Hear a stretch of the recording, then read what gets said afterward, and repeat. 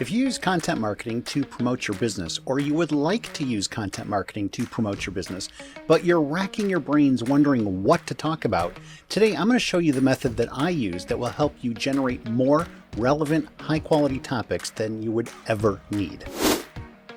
In the digital world, content equals currency. And by content, I mean blog posts, YouTube videos, podcasts, social media, lead magnets, things like that. Content helps keep you top of consciousness in the minds of your clients and prospective clients. And content also provides fodder to Google, YouTube, and other content platforms for the purposes of getting ranked. However, creating high quality content takes a good amount of time and effort. So you want to be sure you're making content that people actually want. Years ago, in the early days of my content marketing journey, I made the mistake of publishing content that, while it was good, it wasn't what people wanted. And so what I ended up doing is wasting a bunch of time and effort just to hear crickets. Now, there is one caveat, and that is good content requires two things. You have to pick the right topic, but you also have to produce high quality content and deliver a high quality product. In today's video, we're just talking about selecting the right topic.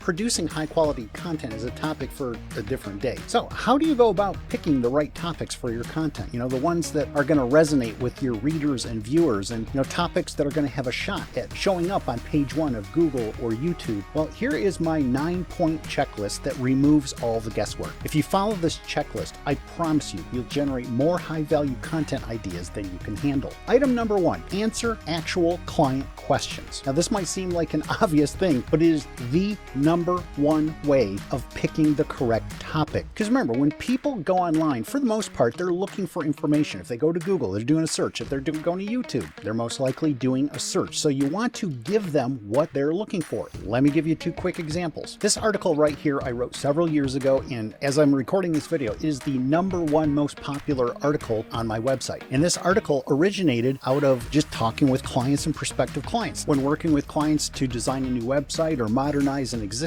website, one of the issues that came up was testimonials, or our clients were lacking testimonials. And so they're like, well, how do I ask for a testimonial? So I decided to write a blog post about it. If you go to Google, look, I'm at page 1, and all I did is explain my step-by-step process for getting testimonials. Item number 2, answer your own questions. On July 1st, 2023, the traditional Google Analytics that had been around for 18 years was shutting down, and Google was transitioning to a completely different platform called Google Analytics 4. And several months prior to July 1st, 2023, I started doing some research just so I could educate myself on what this whole, new Google Analytics 4 platform was all about, and I simply documented my findings. Well, guess what? Now that we're past July 1st, 2023, a lot of other people want to know about how to transition to this new Google Analytics 4 system, and my article is rising up through the Google search rankings very quickly. And so just like back in school, if you're thinking a question, there's probably a bunch of other people that have the same question as you. Item number 3 is what I call the elephant in the room questions. Questions that people are thinking about but not asking. And one of the questions we all have when we go to a website is, how much? What's it cost? So a few years ago, I decided to write an article about how much it costs to build a website. And I went into great detail, broke it all down, and as a result, it is one of the most popular pages on our website. I'm on page 1 and drives a ton of traffic and generates leads for my business. Item number 4, what questions are being asked in the news? Well, all you seem to hear about these days is AI and ChatGPT, and since I wasn't really familiar what it was all about, I rolled up my sleeves, did the research, and wrote an article about it. And guess what? It's starting to rank in Google search results. And even over and above getting ranked in search results and driving traffic to your site, an article like this demonstrates to clients and prospective clients that you're up on current events and you know what's going on. Item number 5 for identifying high value content ideas are to spy on your competitors. Find out what are the most popular pages on their websites. To do this, you're going to need a tool like SEMrush, where you can type in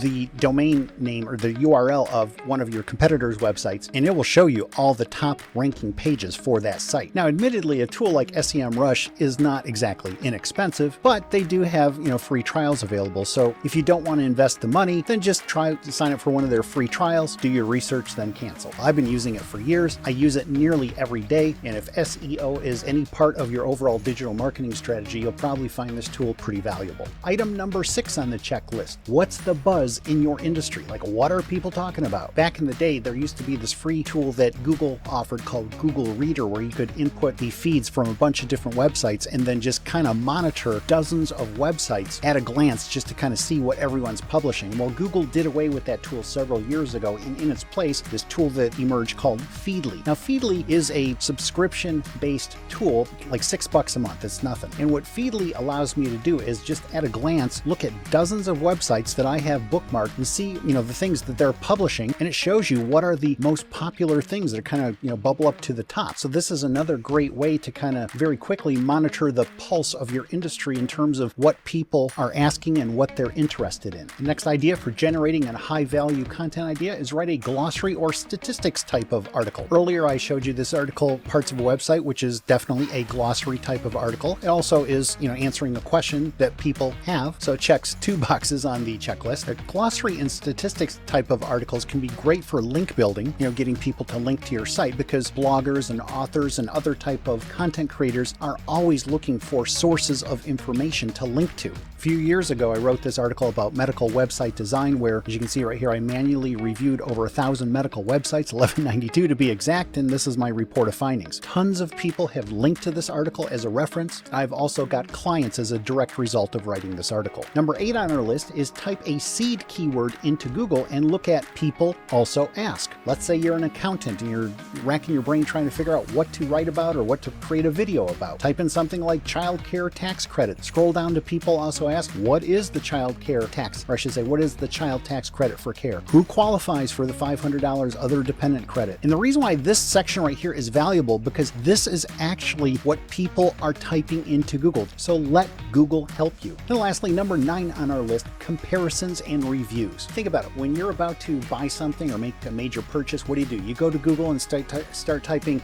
reviews or comparisons or this versus that before you actually get out your credit card and make a purchase. Let's say you're a homeowner thinking about redoing your landscaping. What are you going to do? You're going to type in something like boxwood versus, and look at all these things, boxwood versus you, Japanese boxwood, etc. And so if you're a landscaping company, guess what? You have tons of articles you could write about because people are actually searching for this stuff. If you're a homeowner and you're thinking about getting a new roof, but you want to maybe upgrade to like a metal roof, well, before you make a major investment like that, you're probably going to go to Google and start typing in things like metal roof reviews. So if you're a roofing company, then you could write pros and cons, things to consider, but you could write a review about anything in your industry if you have some knowledge and expertise on that. Pro tip: make sure you have some type of system in place to capture these ideas as soon as you think of them. It can be old school, something simple like pencil and paper, or you can use like the Notes app on your phone. And if you don't write it down in the moment, you're going to forget about it within 5 minutes. So this is my 9-step checklist for generating high-value content ideas. Bottom line is this: don't reinvent the wheel. Don't stare for hours at a blank computer screen, racking your brains trying to figure out what to write about or what to create a video about. Make it easy on yourself. Use a checklist where the hard thinking has already been done for you. And if you use the checklist shared in this video, I promise you it will generate more ideas than you can handle. Well, thanks for watching, and remember, if you ever need help implementing any aspect of your digital marketing strategy, whether it be building a new website, modernizing an existing website, or anything, and tech just isn't your thing,